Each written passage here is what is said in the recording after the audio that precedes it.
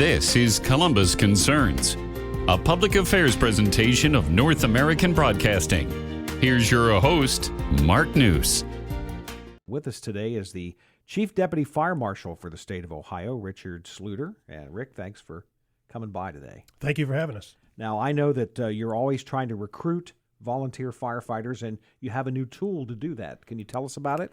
Yeah, we nationally over the last year or so, there's been the Make Me a Firefighter campaign. And so what the Ohio Fire Marshal's office has done is we've sort of refined that down to our website, designed a portal so that the people interested in joining a volunteer fire department are directed directly to a fire department here in Ohio in their community. And we work that on because of our knowledge of the local fire departments, the area they cover, we can get the people directed into the right department easier than we can on a national campaign. Last year, some folks from the Fire Marshal's office stopped by here at the radio station, and they talked a little bit about the Fire Marshal Festival you were having last year right. out in near the Reynoldsburg area. Yeah, that's coming up next Saturday. Fantastic. Yeah. And they were saying at that time that there was almost a crisis when it came to finding enough people to be volunteer firefighters. The numbers have been dwindling, especially in certain areas of the state. Are you still finding that to be the trend? Yeah, absolutely. Just since 2018, Ohio's noticed a 6.5% decrease in volunteer firefighters. Nationally, we're about 13% over the last 10 years. And that's all where the call volumes are increasing 50 to 60% in that same amount of time. Mm-hmm. Well, it's interesting because you hear the same thing from most organizations these days, that people are so busy in their everyday lives, it's hard for them to be joiners. You know, it's hard for them to join fraternal organizations or any other type of thing. But this is a little bit different because this is something where you can really give back to your community. Yeah, absolutely. And the tough part about volunteering for the fire department is you never know when you're going to be needed, unlike a lot of organizations where you can schedule your volunteer time. But yeah, this truly is when a volunteer when your community's in a time of need. And a lot of times you see the big fire and you see a lot of people there but oftentimes the big thank yous come just from them simple little calls where you get to help your neighbor. And that's where your largest satisfaction comes from is knowing that you can help. And about what percentage of the state is covered by volunteer firefighters? So in the best numbers that we have at the Fire Marshal's office, we're right between about 65, 68% of the firefighters in Ohio are volunteer. And that's a total number of about 35,000 certified firefighters in Ohio. And talk a little bit about what it takes to become a volunteer firefighter. What kind of training do you have to go through? Well, there's a couple different levels of volunteer firefighter in Ohio now that we've got some new training requirements. We've got what's called not a first responder, but we have the 36-hour volunteer fire card, which allows you to do interior firefighting. And we're getting ready to replace that with the emergency responder level certification, where there'll be an exterior firefighter. So you can get certified to help your local fire department, and you don't have to be certified to go interior firefighting, wear a respirator. And that seems to be a lot of concern. A lot of people want to volunteer, but they don't want to take that level of, and that's okay. We also are going to have the fire apparatus driver operator. For a lot of your rural fire departments have to shuttle water versus have hydrants. And so we've created the driver operator certification for people that simply want to help their local fire department by exercising the pump operations course and driving apparatus. And so beyond that, then you can get into the 120-hour course, or what we call Firefighter 1, which is your basic fire instruction course to get certified to do interior firefighting or to operate in hazardous environments where you need to wear the respirator, the SCBA. Rick, tell us, before we go any further, if somebody's interested in what they're hearing, how do they reach the portal? Simply go to the Ohio Fire Marshal's website. If you search Ohio Fire Marshal Volunteer Recruit or just Ohio Fire Marshal Volunteer, it'll take you directly to our portal. It's on the Ohio Department of Commerce website under the Fire Marshal, and you'll be listed. It'll ask you a few questions about who you are, how you can be contacted, and where you live, and then we will direct you to the closest volunteer fire department according to your address. When it comes to the volunteer fire departments around Ohio, where do they get their resources to operate? So all resources for fire departments in Ohio are based on the local government. They're all controlled by local government. Majority of your volunteer fire departments in Ohio are township operated, meaning that most of that comes from property tax that the township levies. Usually a fire and EMS or a combined levy. That's where they generate the funds at. Also, volunteer fire departments spend a lot of time raising money as fundraisers that you see, chicken barbecues and so forth, to raise money to fund their operation. Many times the townships are purchasing apparatus, and then the organization or the membership is raising money to buy turnout gear, to buy their protective equipment and so forth. Chief Deputy Fire Marshal for the state of Ohio is here with us today, Rick Sluter. And Rick, I guess you just sort of answered one of the questions I had, and probably what many of the prospective volunteers would have is, do I have to buy my own equipment? No. The equipment, in most cases, again, most of the local governments in Ohio that are small enough, volunteer fire departments qualify for the state of Ohio's grant programs that we offer. And we offer turnout or equipment grants and training grants to the local departments so that they can afford to clothe their people, get them protected gear. And between the federal level grants and the state level grants, most fire departments in Ohio are pretty well taken care of with the safety equipment. Talk a little bit about if you become a volunteer firefighter, are there just certain hours you're on call, or how does that work? So many, again, local fire departments, local governments control what they do on this aspect, and it can be either or. Some departments that have very few calls, they sort of rely on, hey, we're just going to flip the coin and hope people show up and they're available. Many volunteer fire departments will schedule you to work a 6, an 8, or a 12-hour shift, and you're just available. You're guaranteed to be available during those hours. Some volunteer at the station. Many come from home, and they're just available as a responder to sort of cover a shift. Do most volunteer firefighters or volunteer fire departments in the state have like one professional chief and then everyone else is volunteers, or is everybody a volunteer? It's a mixture. We have volunteer fire departments that are a combination, and we also have combination fire departments where you may have a career chief or a chief that's paid a small stipend. The rest are volunteer. We have a lot of volunteer. In Ohio, technically, a volunteer firefighter is anybody that's not paid to do the job full time. So we have many volunteer fire departments. They offer small stipends to participate, whether it's based on an hourly rate, whether it's based on showing up per call. And some are truly volunteer, where they don't receive any compensation at all. So it's a mixture across the board across Ohio. Rick, in addition to what you do in the recruiting aspect, what else does the state fire marshals do when it comes to coordinating and helping out local fire departments? We're simply here to provide them resources. We provide resources so they can provide solutions to their communities as far as what their community needs, because we don't want to come in at a state level and say this is what you need to do. But we want to provide those resources, whether it's training. We provide free training for all volunteers in Ohio, so you can come to the Ohio Fire Academy and receive all of your training that we offer. All the 88 classes we offer there, if you're a volunteer, are completely free. That's room, that's board, that's meals. That's completely free if you're a volunteer firefighter in Ohio. We also have regional delivery programs where we take several. We've got, I believe, 8, and we're expanding about to 11 or 12 next year of basic fire training classes and safety classes that we actually take to the departments.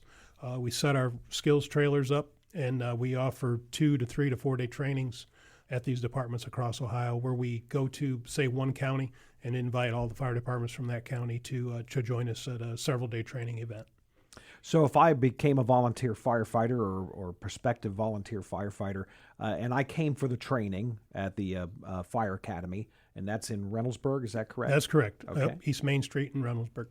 And talk a little bit about what the volunteers would go through once they arrive there. So when you go through the fire training at our academy, that's no different than what we are putting the career or full-time people through. It's a 9-week academy where you're learning all the skills up to what's considered the level 2 firefighter curriculum, where you could come there as a volunteer and you could leave there with the certification to become a full-time firefighter or a career firefighter here in Ohio.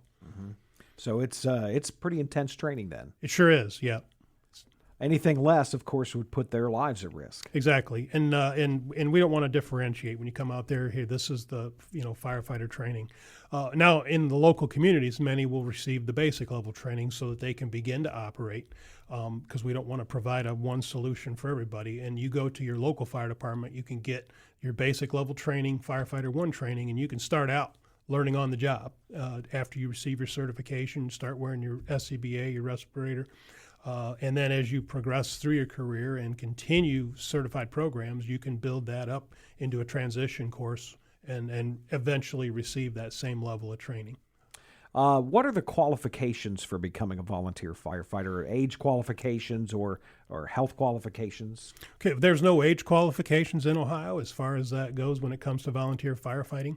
And health qualifications is depending on what level you want to participate at. Firefighter apparatus, driver operator, or firefighter support firefighter. You got to be somewhat able-bodied to maneuver around, lift heavy things, pull and drag, and hose, run equipment, drive safely.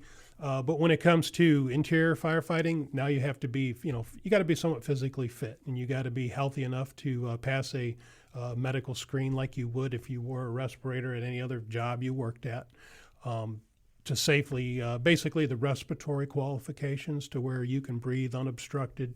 It helps if you're not a smoker and you're physically fit to do that, because regardless whether you're a volunteer or a career firefighter, the public's expecting you to show up and do a professional job, and you have to be able to be physically able to help somebody and rescue them if needed.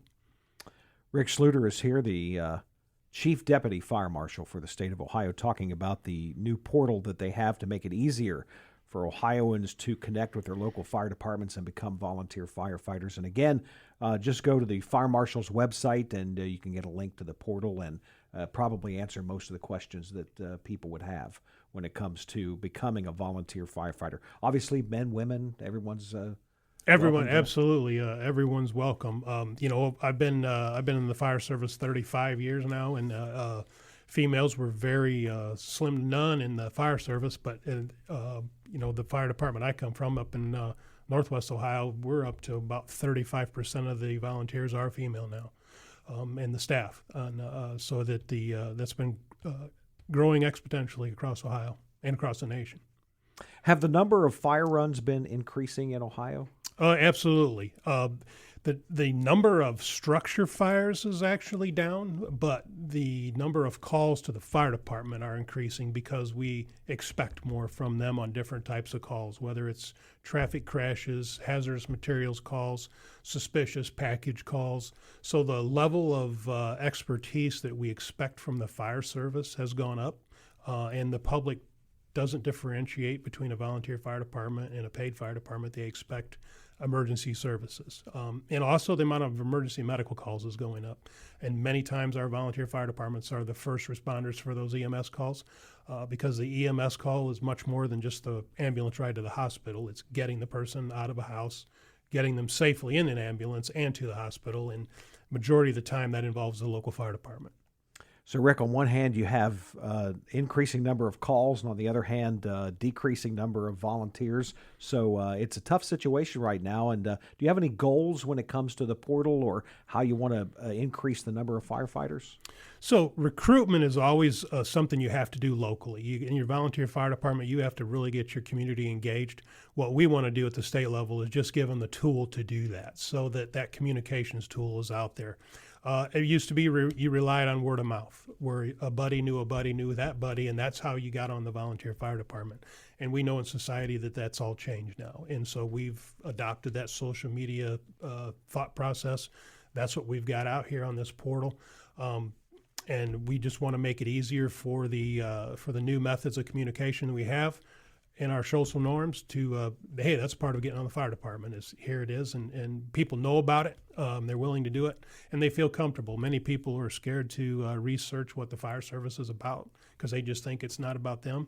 Once they realize it's just normal people doing really extraordinary things, and they feel they can do that, we make them feel welcome, and then they're willing to approach their local volunteer fire department and get engaged. Obviously, you're a firefighter, so tell us about the rewards of being a firefighter. Oh, the number one thing is just knowing that you did your best to be able to help somebody. There's no greater reward than helping your neighbor, or even helping somebody you don't know. Is even somebody coming through your community in a time of distress, you help them out. It not only makes you feel good, it really makes your community look good. And there's no greater reward than that, well beyond whatever compensation you might receive. So once again, as we wrap up here, talk a little bit about, again, just go to the website and what will people find when they see this portal? They'll see a couple pictures of our training going on, and it'll basically an easy fillable form, whether you're using a portable device or whether you're using a PC or laptop. You can just fill out your name, your address, your contact information, a little bit of information about how to contact you, where you live, because where you live is where you spend most of your time. We want to get you directed to the closest volunteer fire department or fire department that needs volunteers. And it'll put your name directly in contact with the person responsible, and it's usually the fire chief at that fire department, to contact you. It'll ask for simple things like cell phone number and email. Our guest on the program today has been Chief Deputy Fire Marshal Rick Sluter. And Rick, thanks for stopping by and for all the work you do, and good luck with the portal. Thank you for having me. Thank you. Also on the program this morning, school has started again in Ohio, and more kids are going to school without their immunizations. The rate is down to about 85% right now, and that is of great concern to the state health director, Dr. Bruce Vanderhoff, who took that subject up this week in a meeting with the media around Ohio. And here are some of the comments of Dr. Bruce Vanderhoff, the state health director, and his guest today. Well, the end of summer is upon us. If you have children in school, and for those of us in public health, back to school time represents an opportunity to talk about the importance of childhood vaccines. While the majority of Ohio's kids do reach kindergarten having completed all their required vaccines, we have unfortunately seen some decline in vaccine rates in the past few years, both in Ohio and across the nation. First, let's review what vaccines are required for school attendance in Ohio. For those entering kindergarten, they must have received the measles, mumps, and rubella vaccine, generally called the MMR, the DTaP vaccine, which covers diphtheria, tetanus, and pertussis, and vaccines for polio, varicella or chickenpox, and hepatitis B. Heading into 7th grade, students are then required to receive a booster vaccine covering tetanus, diphtheria, and pertussis, called the Tdap shot, as well as a meningococcal vaccine. And finally, entering 12th grade, a second meningococcal vaccine is required. Now, I mentioned the decline in vaccination rates. In 2019-2020 school year, 89.9% of the state's incoming kindergartners met all vaccine requirements. This past school year, 24-25, the percentage of kindergartners who met all requirements was down to 85.4%, or a drop of nearly 4.5% over 5 years. That means that thousands fewer incoming kindergartners are protected against the range of diseases that these vaccines prevent. Vaccines have been proven over time to be safe and effective. They're so effective, in fact, that some diseases have been determined to be eliminated in the United States. And this may cause some people to think, hey, these diseases are a thing of the past. But these diseases can be and have been reintroduced into the United States, underlining the importance of fully vaccinating your child. Indeed, there have been too many examples in recent years of vaccine-preventable illnesses reappearing in our communities. If you have any doubt about these vaccines and their continued relevance, look no further than what we saw around the country this year with measles. Now I want to turn to HPV. Now, although they are not required vaccines for school attendance in Ohio, I want to mention two other vaccines that we encourage parents to consider for their children. One, of course, is the annual flu shot, which everyone should get this fall in advance of respiratory virus season. We usually start to see an uptick, by the way, in respiratory viruses in Ohio in the fall. The other is the HPV vaccine. Now, HPV is a common virus that infects millions of Americans. In most cases, the virus goes away by itself within 2 years of infection. But in other cases, the virus remains and can cause cancer. The CDC estimates that HPV causes more than 36,000 cases of cancer nationwide every year. The most common types of cancer associated with HPV are those of the cervix or genital areas, but it also causes certain types of head and neck cancers called oropharyngeal cancers. HPV is thought to cause 60 to 70% of oropharyngeal cancers in the United States. And these cancers are most often appearing in men over the age of 50. The good news is that the HPV vaccine is highly effective. The CDC estimates that the HPV vaccine can prevent 90% of these cancers. That is a striking statistic and the strongest evidence I can think of that parents should have their children immunized against this virus. In short, it is a powerful cancer prevention tool. And yet, according to the National Immunization Survey, nationally and in Ohio, only about 63% of 13 to 17-year-olds are in fact up to date with their HPV vaccine. And now, to help us discuss these important topics further, I'd like to bring in our guest today, Dr. Amy Edwards, Medical Director of Pediatric Infection Control at Rainbow Babies and Children's Hospital. Welcome, Dr. Edwards. Hi, thanks for having me. Dr. Edwards, we have a lot of data to assure us that these childhood vaccines I was discussing are both safe and effective.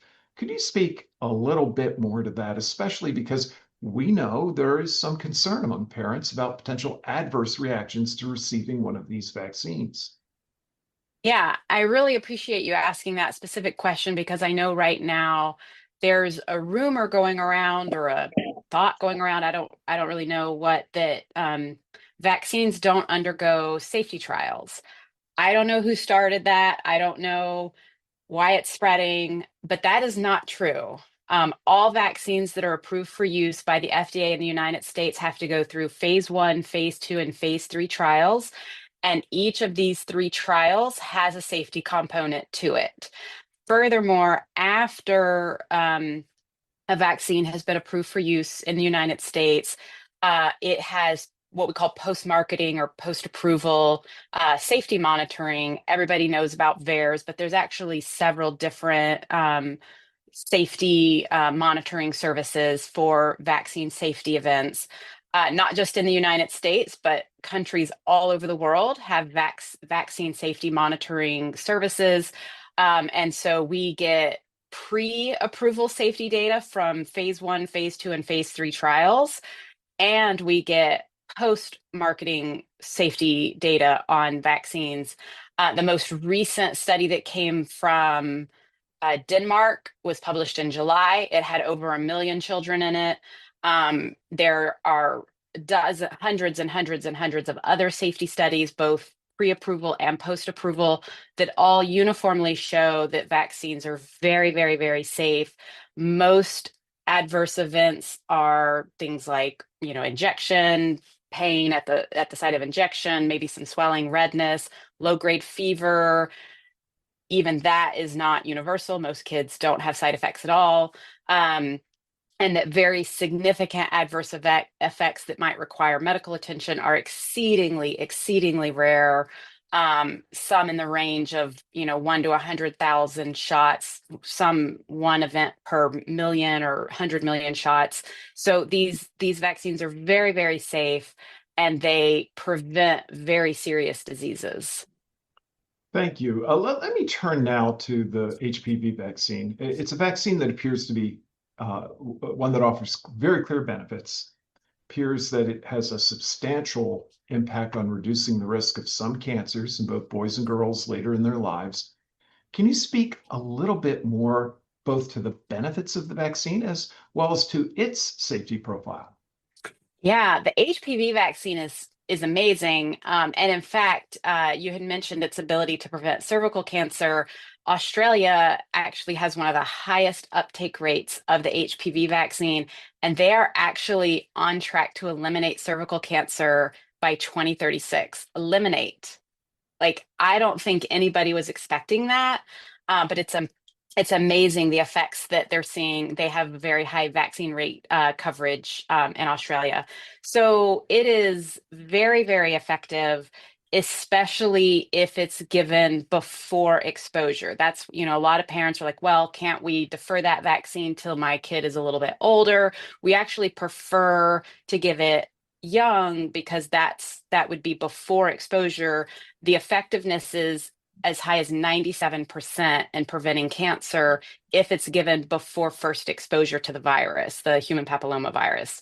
And so that's actually why the CDC and the ACIP, the Advisory Committee for Immunization Practices, opted to move the recommendation for when to start vaccinating to early, usually around like 9 years of age, 8-9 years of age. So that its effectiveness is phenomenal. The data from all over the world, not just in the United States. I mean, states and countries that have higher uptake of this vaccine are just watching year on year cervical cancer rates. You talked about the oropharyngeal cancer rates drop and drop and drop, which is phenomenal. But then there's the safety question. And I know in particular, the HPV vaccine has gotten something of a bad rap in the safety anti-vax world. I'm not sure exactly why that is. I don't know why people are so passionate about trying to prevent people from getting the HPV vaccine. But just as any vaccine would, the HPV vaccine went through phase 1, phase 2, and phase 3 trials prior to FDA approval. All 3 of those phases included safety monitoring. And so they monitored for adverse events. And then the HPV vaccine, as all vaccines do, has gone through multiple rounds of post-approval safety monitoring. And outside of what we talked about, injection pain, redness, swelling, the only safety signal that we've seen with the HPV vaccine is same-day syncope. So syncope is when you pass out, and we do see an increase in same-day syncope with the HPV vaccine. That's actually not a unique signal. We see it with all teenage vaccines. Teenagers are more prone to passing out than other age groups of people. It's for a host of developmental reasons.